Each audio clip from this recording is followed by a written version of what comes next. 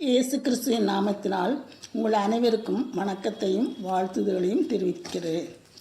இன்று ஜூலை மாதம் 18ஆம் தேதி நாம் சிந்திக்கும் ஜீவ வசனம் 87ஆம் சங்கீதம் 7ஆம் வசனம். 87:7.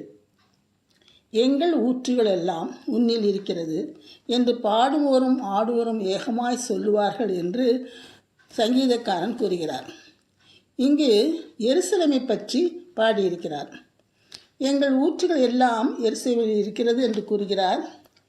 எருசலேம் உலகத்தில் உள்ள பெயர் பெற்ற பட்டணங்கள் எல்லாவற்றிலும் சிறந்தது. தாவீது நாட்களில் இருந்த எருசலேம் சீயோனின் சிகரம் என்று குறிப்பிடப்பட்டது. கர்த்தர் யாக்கோபின் வாசஸ்தலங்களில் எல்லாவற்றை பார்க்கிலும் சீயோன் வாசஸ்தலங்களில் பிரியமாய் இருக்கிறார். தேவனுடைய நகரமே என்று அழைக்கிறார். அது முதலில் சிறிய பட்டணமாக இருந்தாலும் பின்பு அதை பெரிதாக்கினார்கள். அதில் நீர் ஊற்றுகளெல்லாம் இருக்கிறது. ஆகவே அது ஒரு செழிப்பான நகரமாகும் என்று பாடுவோர்களும் நடனமாடியவர்களும் சொல்லுகிறார்கள். ஏனென்றால் நமக்கு கிடைத்துள்ள எல்லா ஆசீர்வாதங்களும் இரட்சிப்பும் இயேசு அடைந்த பாடுகளினாலும் மரணத்தினாலும் உண்டாயிருக்கின்றன. பரிசுத்த ஆவியின் அபிஷேகமும் முதலில் எருசலேமில் தான் தொடங்கியது.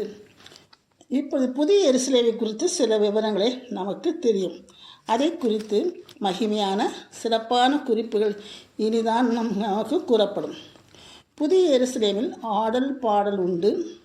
கிறிஸ்துவின் அரசாட்சியில் உலகின் ஆவிக்குரிய ஆட்சிக்குரிய தலைநகரமாக சொல்லப்படும். ஆகவேதான் ஆடுபவர்களும் பாடுகிறவர்களும் ஆசீர்வாத ஊற்றுகள் எல்லாம் உம்மிடத்தில் இருக்கிறது என்று ஏகமாய் சொல்லுவார்கள் என்கிறார். இது பரிசுத்த நகரம் எனப்படும். தேவனுடைய மகிமையை அடைந்த எருசலேமாகிய பரிசுத்த நகரம் என்று அழைக்கப்படும். அது மிக பிரகாசமாக இருக்கும். ஏனென்றால் சிங்காசனத்தில் வீற்றிருக்கிறவர் அங்கு இருக்கிறார். அவர் நான் சகலத்தையும் புதிதாக்குவேன் என்று கூறியிருக்கிறார். அங்கு ஜீவ தண்ணீர் ஊற்றுகள் அநேகம் இருக்கும். இயேசு கிறிஸ்து சீக்கிரமாக வந்து அவனுடைய கிரியைக்கு தக்க பலனை அளிப்பார். காலம் சமயமாக இருக்கிறது. நம்மை புதிய எருசலேமுக்கு அழைத்து செல்வார். ஜெபம். நான் சீக்கிரமாய் வருகிறேன் என்று கூறியிருக்கிற எங்கள் பரம தகப்பனே, எங்களுடைய பெயர்கள் ஜீவ புஸ்தகத்தில் எழுதப்பட்டு ஜீவ ஊற்றுகள் உள்ள புதிய எருசலேமை வந்தடைய கிருபை செய்யும் சுவாமி. அங்கு வந்து நாங்களும் ஆடுவோரோடும் பாடுவோரோடும் சேர்ந்து ஆட பாட உதவி செய்யும் சுவாமி. இயேசுவின் நாமத்தினால் கேட்டுக்கொள்கிறேன் கர்த்தாவே. ஆமேன்.